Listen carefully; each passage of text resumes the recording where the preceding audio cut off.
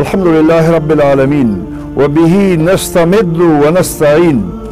تر حمد صلاة والسلام رستا بشریت د امام الانبیاء خاتم الانبیاء محمد رسول الله سوغات د الله تعالی رښتینی رسول بشریت ته د توحید سپېڅلې او روښانه عقیده د انساني یووالي او مساوات تصور د انسان د شرافت او لوړوالي اعلان د ښځې د حیثیت او حقوق اعاده د دین او دنیا یوځای کول د علم او دین په منځ کې سپېڅلی او تلپاتې تړون پیدا کول په دیني چارو کې له عقله کار اخیستل په ځان او نړۍ کې د غور او فکر هڅې لارښود امت پیدا کول د نړیوال اعتقادي او تهذیبي یووالي سوغات له ځانه سره راوړ.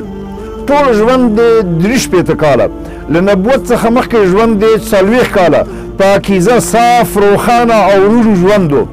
د خپل عمر په 40 کلنۍ کې پیغمبري ورکړل شوه. د انقلاب او کړاوونو ژوند د 22 کاله 14 کاله په مکه کې په دعوت او بلنه تیر کړل. 3 کاله پټ دعوت وچلاو، بیا دعوت اعلان او له مشرکینو سره او کفارو سره اخو ډب پیل سي. خو د الله تعالی لخوا د وسلوالې مقابلې فرمان نه صادر شوی. د نبوت په 14 کال مدینې منورې ته هجرت وکړ. هلته د اسلامي حکومت د اساس ډبره کېښوده. فوج یې تنظیم کړ. په 20 لویو غزاګانو کې په خپله د جنګ قیادت وکړ. د هجرت په 8 کال د شرک او کفر لوی مرکز د جبر او استبداد هډه مکه فتح کړه. له 23 کاله نبوت او 10 کاله حکومت کولو وروسته د ذوالقعدې د میاشتې په 10مه نیټه او د هجرت په 10م کال حجة الوداع وکړ. په دې حج کې ورسره 1,20,000 اصحابو ګډون کړی و. د وداع له حجه تر راستنېدو وروسته د صحیح بخاري د روایت سره سم په 11 هجري کال د سفر په میاشت 18 او 19مه نیټه د چهارشنبې په ورځ ناروغه شو. د دوشنبې د ماښام لمونځ یې ادا کړ.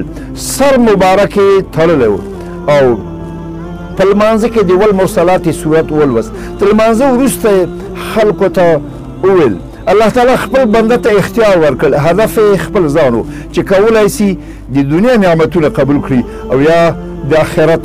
خو ده هغه څه قبول کړل چې تل او همیشه دي. د زړه غږ په جومات کې پورته سو.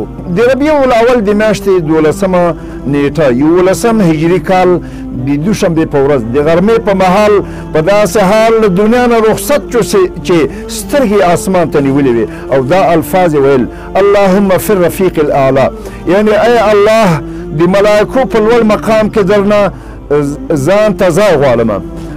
سبحانك اللهم وبحمدك أشهد أن لا إله إلا أنت أستغفرك وأتوب إليك.